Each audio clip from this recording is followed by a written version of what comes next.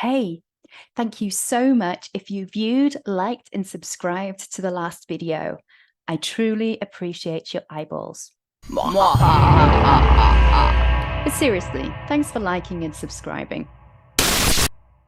Okay, this is one of these philosophy of life kind of videos. So back when I was studying piano, I studied for many years from a fairly young age. And I'm not putting numbers on this because I can't remember exactly. But I had a series of piano teachers and violin teachers. And at various points, I had like different ones in different places. It was a bit of like a violin, what do you call it? Like a violin student slut, where I had like two different violin teachers. And they would each like have this very different approach to learning the violin. One was like kind of technical, but in an associated board kind of way. So it was all by the book. And the other was just this amazing musician who could make his violin sing. And he used to do like group stuff, which really got us used to playing as an ensemble and so on. And so I would get like different things from different teachers. Anyway, all that to say is I had a piano teacher at one point who was great and really sweet. She used to ask me about school, and I'd tell her like all the different things that I was working on, like this art project and that. And I think I might have been taking like extra subjects like on the sly at the time as well. And she said to me, and like obviously there would be weeks where I would like not practice between lessons and it would show, and I'm not proud of it, but you know, you gotta do what you can and what's important to you, right? And so anyway, she kind of said to me at one point, oh, well, you've heard the expression about a jack of all trades and master of none? And I took her point. It's like, yeah, I should probably like do fewer things and do them better. However, what I came to realize in more recent years, and it was reminded to me, like I was reading another book recently, and it was explained again in there that that's not the entire quote. The full quote is let me get it up. That's what she said. Sorry, I can never resist. A jack of all trades is master of none, but often better than a master of one. And so it's basically saying the opposite of the point that she was trying to make. And I just think that like there are times the mind cabbage that we kind of sit in or stew in, like as a group of people. I want to say memes, but I don't want to confuse this with the whole thing of like internet memes.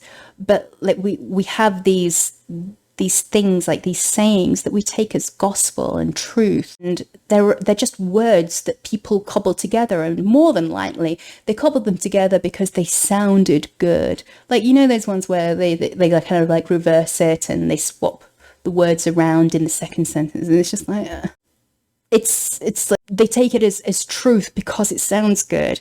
And it's like, this is not a good strategy for coming up with principles to live by.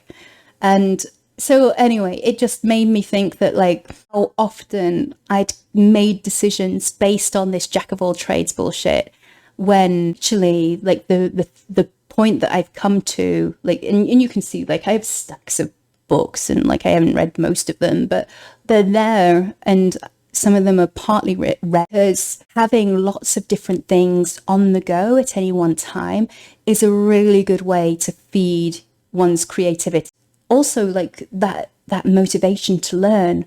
I think just across the board, it's helpful to not get bogged down in being linear about things. And the reason that I wanted to share this was because I realized that, like I was telling you in another video, that I've got this as a project, like an exercise thing on the go, and also other exercises in her other book.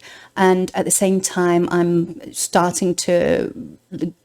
analyzing other fantasy novels, fantasy series, and at the same time I'm creating my own. And I think I just had the thought that, like, to an outsider it might look like I'm scattered. It's like, what was it, the squirrels at a rave, which isn't, I think, creative, but also as a functioning human being, it's important to do the things that feed your interest and that feed your passion and your inspiration, because that's the thing that kind of motivates you to then go and do and produce and create and learn more. And that's not to say that there isn't a point where you prioritize. So like all this kind of gets funneled in, and at some point I have like focused hours where I do focus production work, because that uses a different part of the brain, I think. So I'll definitely prioritize which things I do. Like, so right now I'm prioritizing recording, and then after that I've got like other things that are next on the list and next on the list and so on. And some are stacked. In fact, maybe I'll do a video on how I organize what, and depending on the amount of focus and stuff it takes, because that might be useful. It's certainly useful in being able to produce a lot quickly, which is what I do when I'm on the case. So anyway, I think it's about allowing yourself to let your interest and your passion and your motivation to take you where you want to go. And then like further down the process or the stream of production, I think, is then when you start to prioritize based on what you want to get completion of, because completion in itself gives you energy boost. It gives you a dopamine hit as well, right? But it also like fuels the next. There's a thing to do with like releasing a creation out into the world that gives you like a lift in energy, and it allows you to fuel the next thing. You know, be it a video or be it a novel or an entire series or whatever. And there are cycles to these things as well. Okay, so that was my little miniature rant on jack of all trades. So oftentimes it's better to be a master of none. All right. Oh, which actually just reminds me of the whole concept of a generalist. There is a really great book about being a generalist, and I'm going to pop it up here or here, and probably here in the video, so you'll know about it at the same time that I'm talking about it right now.